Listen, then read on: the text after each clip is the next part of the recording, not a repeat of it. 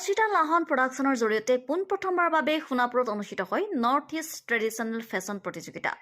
ট্ৰাইচেম ভৱনত অনুষ্ঠিত হোৱা এই প্ৰতিযোগিতাখনিত অঞ্চলটোৰ 21গৰাকী প্ৰতিযোগীয়ে অংশগ্ৰহণ কৰে। প্ৰতিযোগিতাখনিত বিচাৰক হিচাপে উপস্থিত থাকে জনপ্ৰিয় ফেশ্বন ডিজাইনাৰ ঋতু গগৈ আৰু জ্যোতিমালা শইকীয়া। শেষত নিৰ্বাচিত প্ৰতিযোগীসকলক এক বিশেষভাৱে সন্মান জনোৱাৰ লগতে অংশগ্ৰহণ কৰা প্ৰতিগৰাকী প্ৰতিযোগীকে একোখনকৈ মানপত্ৰ প্ৰদান কৰা হয়। উল্লেখ্য যে মানুহৰ শাৰীৰিক মানসিক উৎকৰ্ষ সাধনত ফেশ্বনে যথেষ্ট উপকৃত কৰে। পোনপ্ৰথমবাৰৰ বাবে সোণাপুৰত এনে প্ৰতিযোগিতা অনুষ্ঠিত কৰাৰ বাবে অৰ্চিতা লাহন প্ৰডাকশ্যনক অঞ্চলবাসীয়ে শলাগ লৈছে। News desk report Arunodoy Assam. নমস্কাৰ, মোৰ নাম নিবেদিতা দাস লাহন। আজি মই সোণাপুৰ ট্ৰাইচেম হলত অনুষ্ঠিত কৰিছোঁ north east traditional fashion show'. এইটো মোৰ প্ৰথম ছিজন, গতিকে ইয়াতে সকলোৱে সহযোগিতা আগবঢ়াইছে।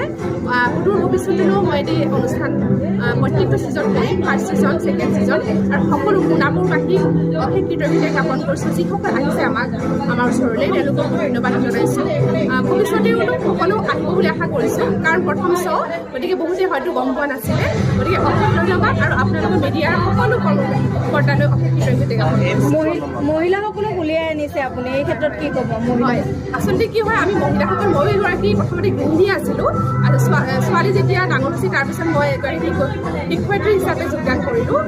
সকলোৰে মন এটা থাকে, আমাৰ ভিতৰত কাম কৰি আমি হয়তো অকণমান ডিপ্ৰেশ্যনত থাকোঁ মহিলাসকল। গতিকে মই ভাবোঁ ফেশ্বনটোৱে এনেকুৱা এটা অনুষ্ঠান যাৰ জৰিয়তে আমাৰ মানসিক উৎকৰ্ষ হোৱাৰ উপৰিও আমি মানে শাৰীৰিকভাৱেও আমি আমাক শৰীৰটো সুস্থ কৰি ৰাখিব পাৰোঁ, আৰু মনটো ভাল থাকিলে সুস্থ হয় ন, শৰীৰ আৰু মন থাকিলে।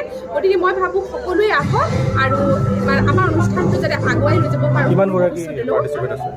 কিমানগৰাকী অংশগ্ৰহণ কৰে? এতিয়া আমাৰ মুঠ আছে 21গৰাকী। ভাবিছোঁ আগলৈও আহিব।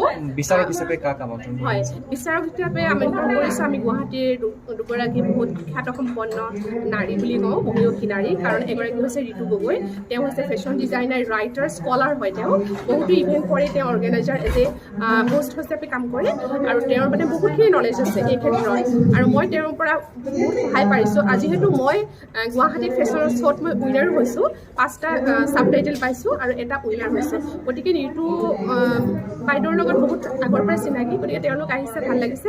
আৰু লগতে আহিছে জ্যোতিমালা শইকীয়া মেম, তেওঁ এগৰাকী মানে গুৱাহাটীৰ প্ৰসিদ্ধ এগৰাকী ফেশ্বন ডিজাইনাৰ। গতিকে দুয়োগৰাকীক আনিছোঁ আমি সোণাপুৰলৈ নিমন্ত্ৰণ জনাইছোঁ, কাৰণ এটা নতুন অনুষ্ঠান, মোৰো অলপ ভয় আছে।